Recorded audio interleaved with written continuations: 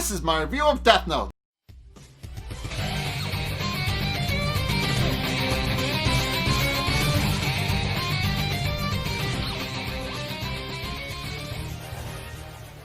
Okay, so this episode sets up a bit of the plot threads that are going to be going into the second half of Death Note. So, first things first, it introduces us to two new characters who wind up becoming a major force in the narrative from this point forward.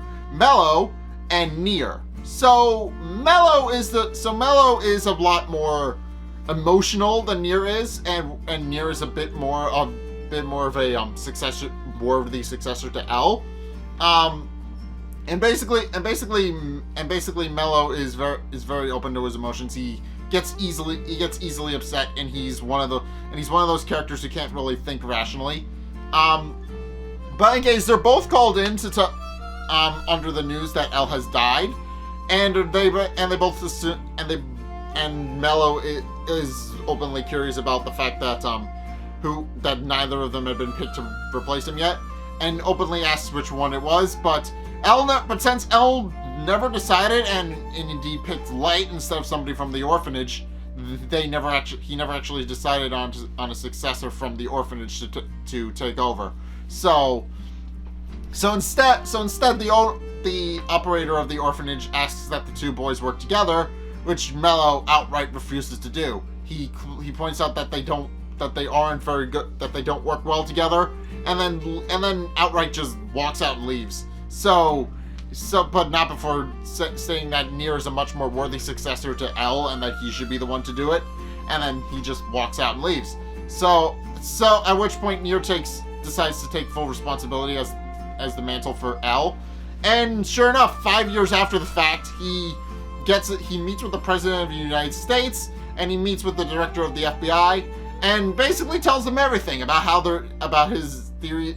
He basically introduces the fact that he has many of L's old notes on his computer, and how he's been conducting some personal investigations by himself to try and pick up the pieces where L left off. So he was basically able to get as much information as the Japanese task force was able to. So he was able to pick up where they left off and basically just succeed L that way.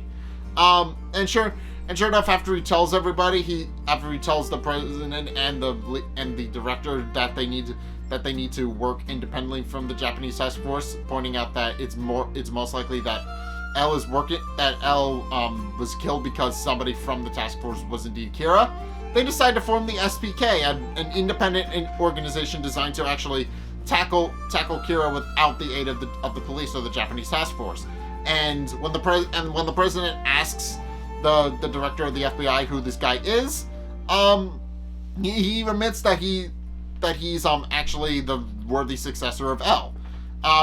It then cuts to everybody at the Yagami household, where they begin to discuss how they've been managing to stop Kira from killings, or at least thus far. They have a general idea, basically, but their idea is basically that they've been trying to censor how many criminals get leaked online, so that at least in Japan, since they know that Kira operates out of Japan. So they're trying to, at the very least, reduce how many casualties that there actually are in Japan by limiting the flow of information, thereby making sure that Kira can't get active information.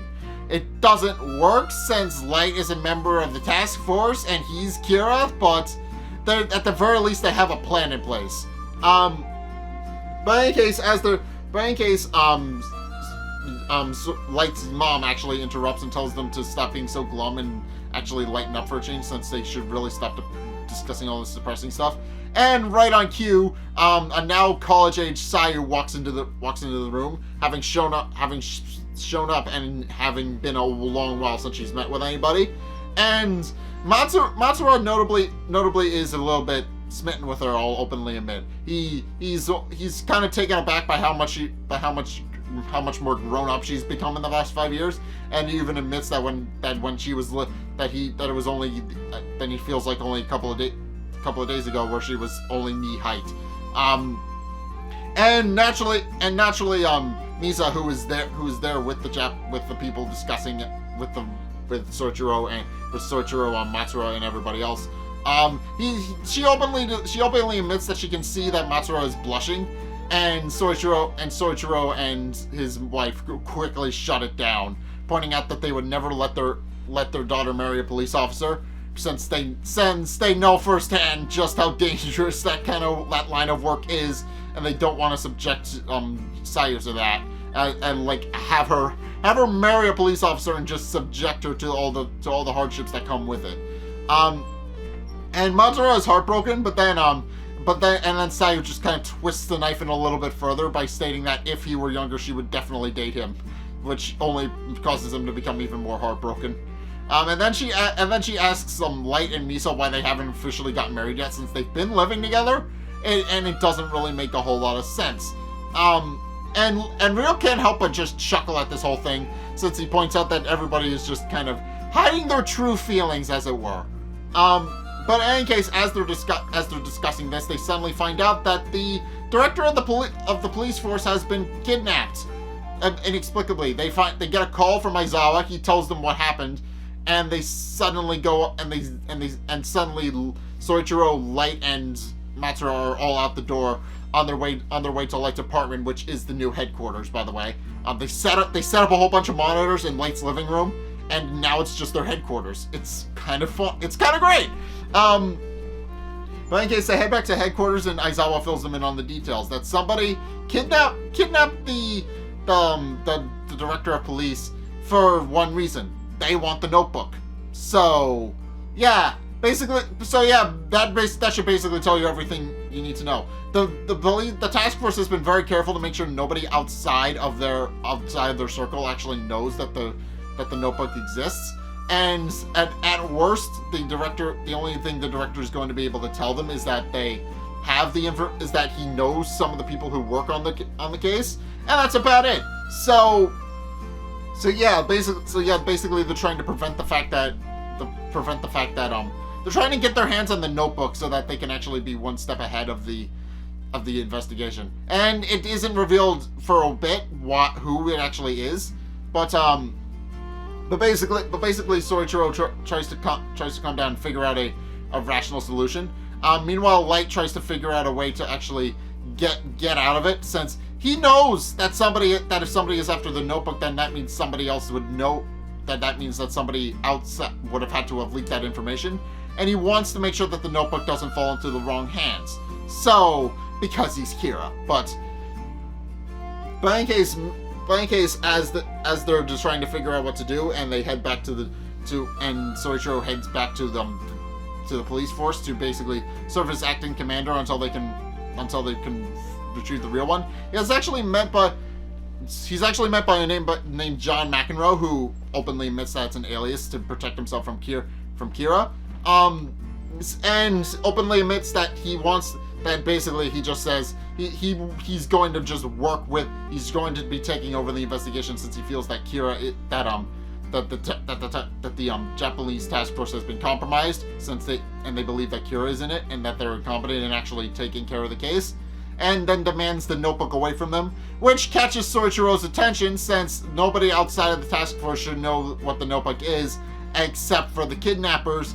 And since the guy from the FBI knows about the notebook as well, Soichiro immediately jumps to the conclusion that this guy's one of the kidnappers, and immediately starts harassing him, pointing out that he needs to let go of their commander, pointing out that it's a low blow, and that even the FBI shouldn't stoop this low.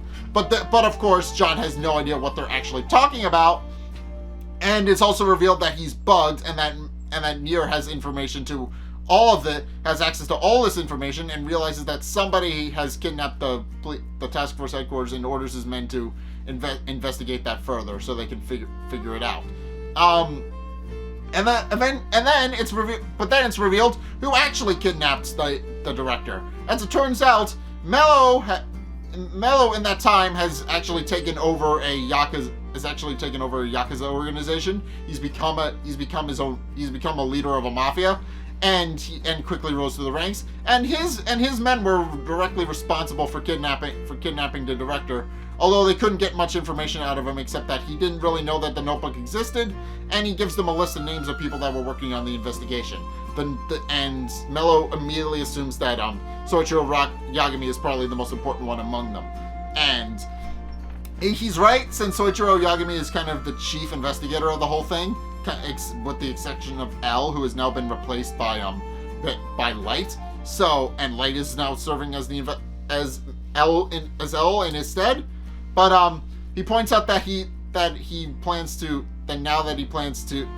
some information, he plans to take both notebooks, and thinks to himself that he plans to surpass Near in every way and eliminate him. And although nobody is really sure what his motivations are because they can't think inside his head.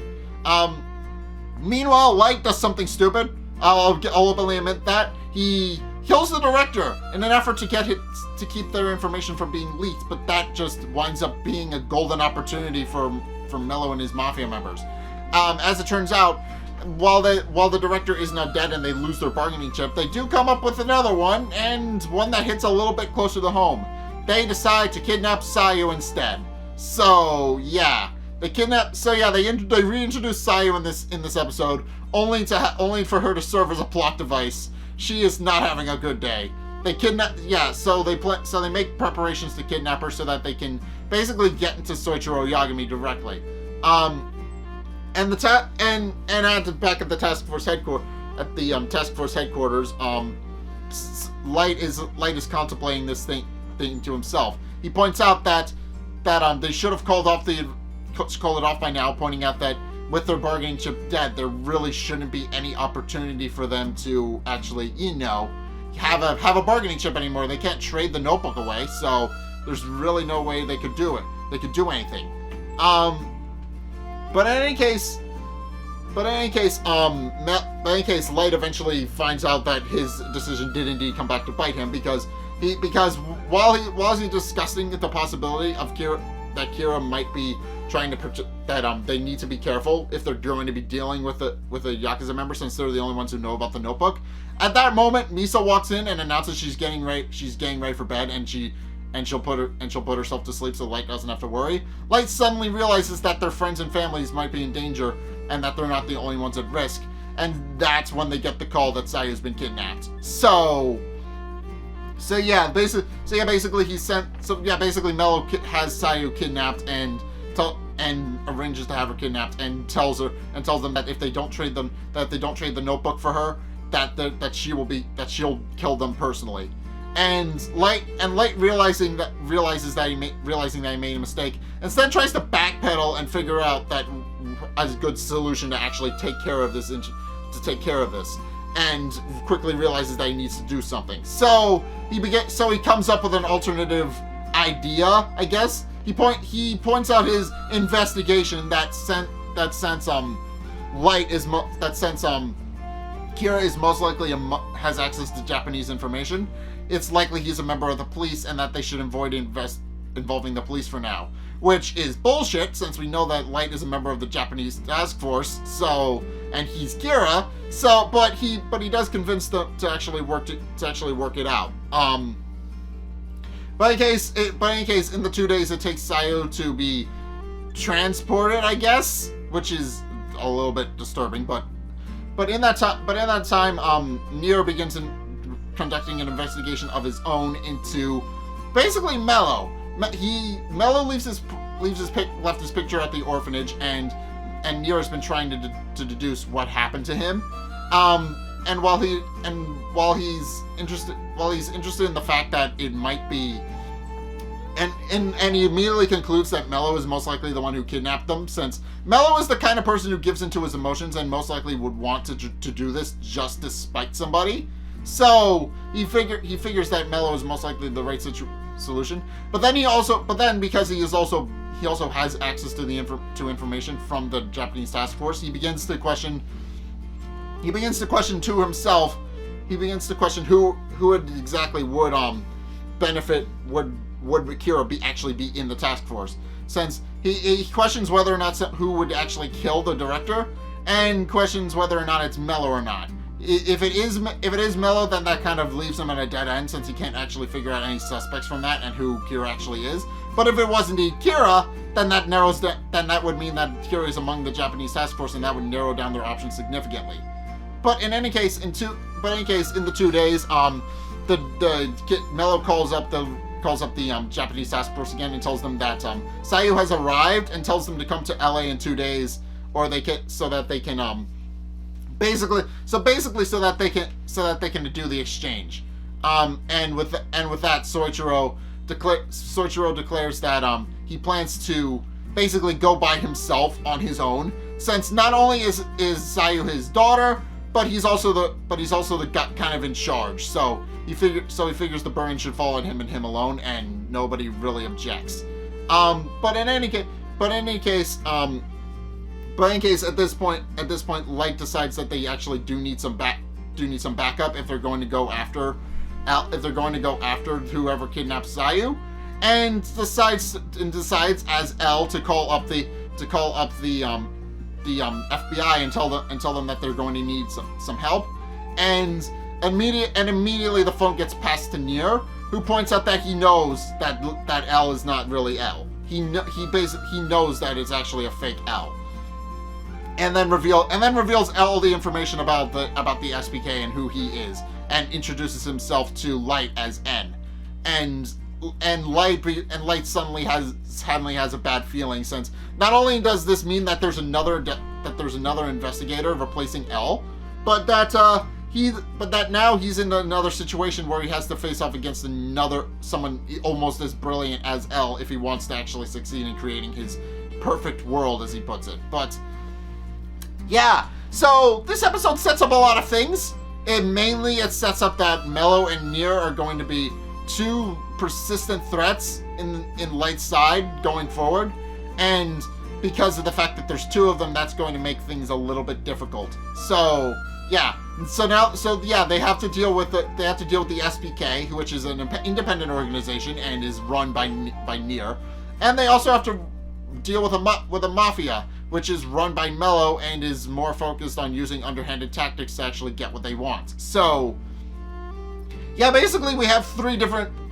factions, all of which have their own idea of how to actually beat one another. So basically it's a three-way fight between one another in a bid to outdo each other, and that's what this episode sets up, and that's going to get confusing as shit. So thank you guys so much for watching. If you enjoyed, be sure to like, comment, and subscribe. Also be sure to follow me on Facebook and on Twitter in the description below. And also, be sure to check out my Patreon in the description below as well. It's only a couple bucks a month. It really helps me out, and you guys get access to a bunch of cool perks on my way saying thanks. So be sure to check those out in the description below as well. But in any case, thank you guys so much for watching. And until next time, I will see you guys in the next video. Peace!